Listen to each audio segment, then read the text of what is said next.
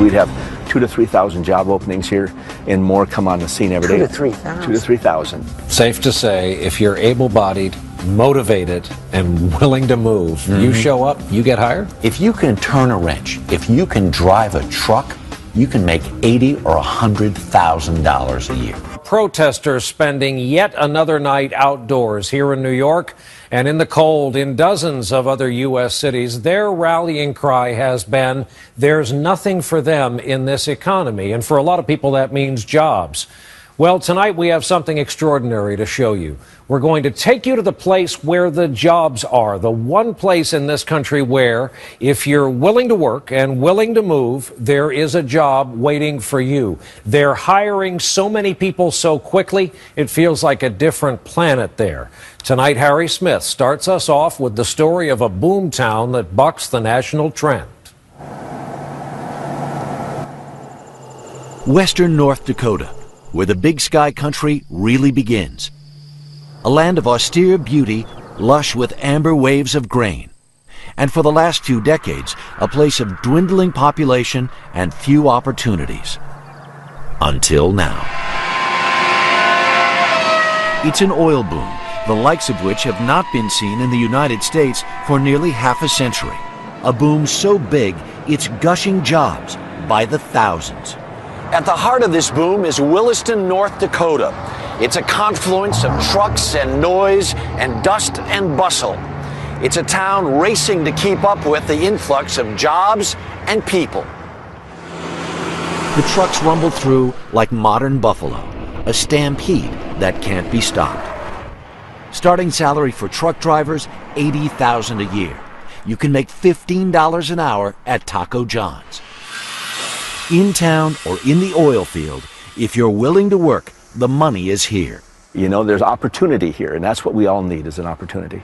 Longtime Mayor Ward Kozer says Williston's fast becoming host to job seekers from all 50 states. In just 5 years, its population has nearly doubled to 23,000.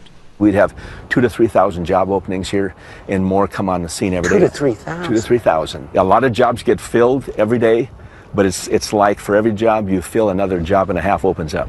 Let's all do this together. 18 minus 8. Let's count backwards. One of those jobs went to Grace Krugman from Colorado. Until August, Krugman was a laid-off school teacher looking for work for more than a year. I didn't think I'd ever teach again. When she applied for a job at the now exploding Williston school system, the school basically said, "When can you start?" What was the feeling when they called up and they said, yes, we have a job for you? I was so excited. It was like, I don't know how to explain it. I felt like maybe I am worth something again. Her husband Miles was employed back in Colorado, but his work was slowing down. When they got to North Dakota, the licensed electrician felt like he had won the lottery. I called 4 companies and I received 4 offers inside of 2 hours. This has got to be the only place in America that's like this. Yeah, it just feels like a whole different part of the world. It's the only place in America can be like this right now. If what Williston's got is jobs, what it doesn't have is housing. So this is home sweet home? This is home sweet home. For now, the Krugmans are making do with a single bedroom in the basement belonging to the high school geometry teacher. We're fortunate.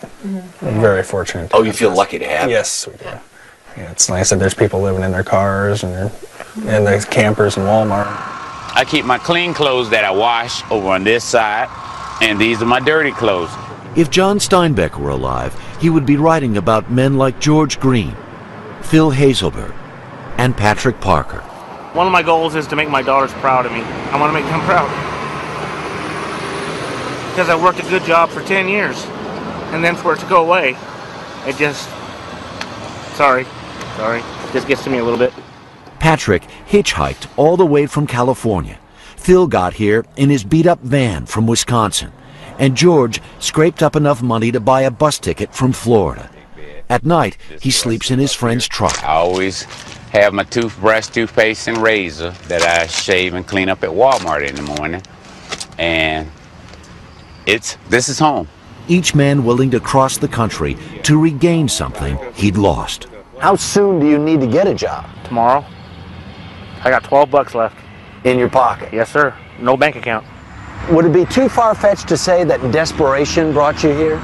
It's the last couple of years I've been laid off and the unemployment exhausted on me. And I'm turning wrenches part-time for family and friends, and that's not cutting the bills. So, yeah, desperation. Ditto. I mean, just want to have a decent life, that's all.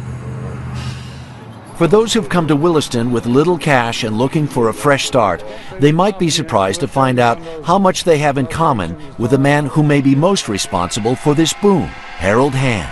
Ham is the son of sharecroppers. His company, Continental Resources, has more drilling rigs in operation than anyone else in the field, known as the Bakken Formation. Ham is now a billionaire several times over. Our company's calculation that we did last year for this Bakken field up here in both North Dakota and Montana was 24 billion barrels. 24 billion barrels. 24 billion. Where does that fit in versus, say, the Gulf of Mexico or the North Slope of Alaska? Well, Prudhoe Bay, you know, the numbers I've seen up there are 13 to 14 billion barrels. So this would be the largest field by far. Is this as big as anything that's ever been found in North America? It's bigger. It's hard to comprehend just how big this oil field really is. Imagine an area the size of Massachusetts, Connecticut, and Rhode Island combined. And when all the drilling is done in a decade or two, there'll be as many as 50,000 wells out here just like these. The oil has always been here. It's just been too hard to get out of the ground. Drilling techniques developed in the last few years changed that big time. 99.5% of all wells drilled in the Bakken last year produced oil. Oil here is just that abundant. You know, 30,000 jobs up here have been created.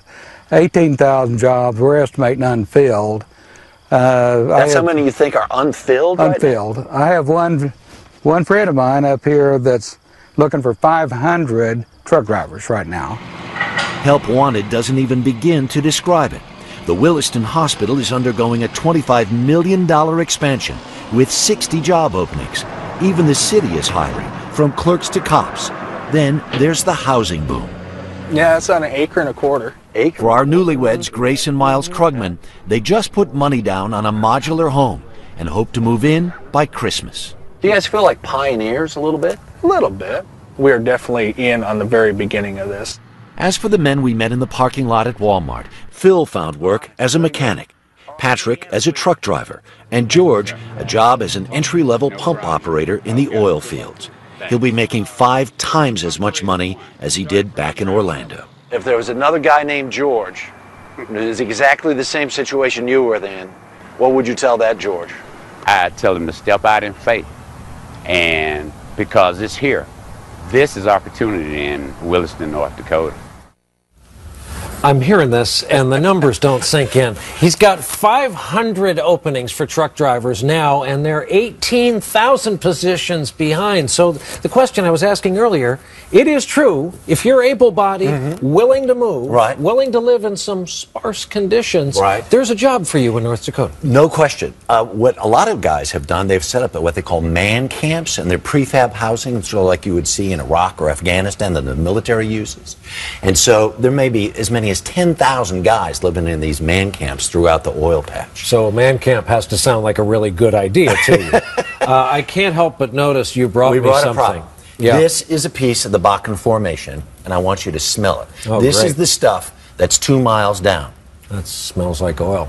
It is. And they frack it, so they pour water into this at a high pressure, and the oil just comes. Energy interest in the fact that there's 24 billion barrels up there, they think it could be even more. Harry Smith, thank you, pal. We're underway. Appreciate it.